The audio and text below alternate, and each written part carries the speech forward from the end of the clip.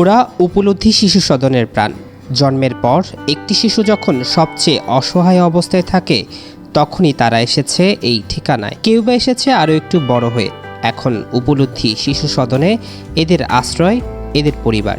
একটি শিশুকে নিয়ে শুরু করা এই প্রতিষ্ঠানে ৭০ জনেরও বেশি কন্যা শিশু ফুল হয়ে ফুটছে এ বাগানে। মরিয়ম আক্তার শিশু সদনে যখন আসে তার বয়স ছিল মাত্র ৬ মাস।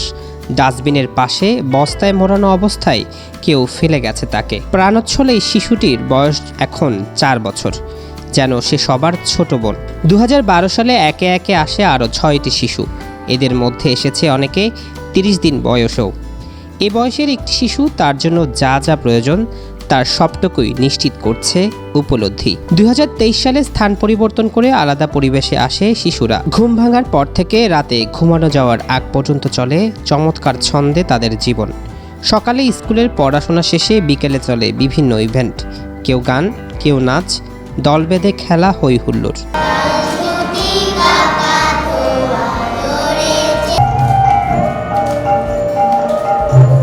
সামাজিক সংগঠন উপলব্ধি বড় হচ্ছে এমন আরও ৭০টি শিশু। বন্দরনগরী খুলশীতে একটি ভবনে অসহায় এই শিশুদের নিবাস। এই শিশুদের কারো ঠিকানা ছিল রেল স্টেশনে, কেউ ছিল অনাদরে ফুটপাতে, তাদের কারো আবার ছিল না জীবনের ঠিকানা। তাদের এক একজনের গল্পটা এক এক রকম। নানাভাবে হারিয়ে যাওয়া এই শিশুদের আলোকিত মানুষ হিসেবে গড়ে তুলছে উপলব্ধি।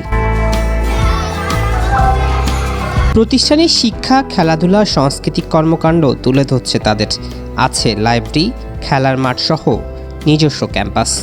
উপলব্ধিতে নানা অর্থবহ কাজে ব্যস্ত থাকে শিশুরা। এভাবেই কেটে যায় অনাবিল অর্থবহ সময়।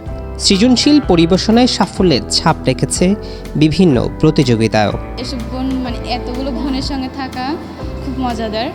কেউ সঙ্গে মান অভিমান হলেও পরে আবার সূত্রে নেওয়া যায়। এখানে আব্বু আম্মু সবাই অনেক ভালো, নিজের মেয়ের মতন স্নেহ করে। আমি সকালে ৬টায় উঠি, রেডি হইতে ভাত খেয়ে স্কুলে যাই। স্কুলে ৭টা বাজে যাই, ১টা বাজে আসি। স্কুল থেকে এসে দুপুরে ভাত খাই, ভাত খেয়ে ঘুমাই। বিকালে নাস্তা করে পড়তে বসি। আর সবার সঙ্গে আমরা অনেক হাসি খুশিতেই আছি। সবাই আমাদেরকে অনেক পছন্দ করে। আমাদের থেকে সিনিয়র আপুরা যারা তারাও আমাদেরকে দেখাশোনা করে। আমরাও যারা আমাদের জুনিয়র তাদেরকেও আমরা অনেক স্নেহ করি। উপলব্ধি আসলে একটা প্রতিষ্ঠান হিসেবে আমরা দেখি না, এটা আমাদের একটা পরিবার। বুদ্ধিমত্তায় ওরা মনে হয় বাইরের অনেক বাচ্চাদের থেকে ভিন্ন। ওরা একটু বেশি আদুরে এবং বেশি বিচক্ষণ। তিনজনই আজকে এইচএসসি পরীক্ষা দিয়ে এসেছি। আমরা উপলব্ধিতে আছি দীর্ঘদিন ধরে। আমরা সত্যিই খুব ভালো আছি। আমরা প্রত্যাশা করি যে উপলব্ধি একদিন অনেক অনেক বাচ্চার দায়িত্ব নেবে এবং আমরা উপলব্ধির পাশে এসে দাঁড়াবো এবং অন্য বাচ্চাদের যত্ন করব। আমি যখন ক্লাস 2তে পড়ি তখন থেকেই আমি এখানে। প্রায় আমার এখন 8-9-10 বছর হয়ে যাচ্ছে এখানে আছি। উপলব্ধি আমার সব, এটা আমার নিজের বাড়ি হিসেবেই আমি বলতে পারি। বয়সে রাতে আজান দিলে ভাত খাই, ঘুমাই দেয়। বাধা মারিয়ে লক্ষ্য তাদের আকাশ ছোঁয়া। উপলব্ধির কর্মকর্তারা জানিয়েছে তাদের থাকা, খাওয়া, চিকিৎসা সেবা সহ সব মিলিয়ে মাসে খরচ 2.5 লাখ টাকারও বেশি।